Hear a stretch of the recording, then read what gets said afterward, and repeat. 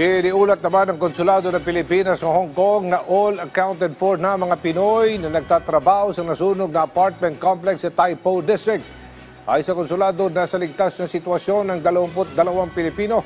Isang nagpapagaling sa ospital, habang isa naman ang sa kasamang palad ay namatay.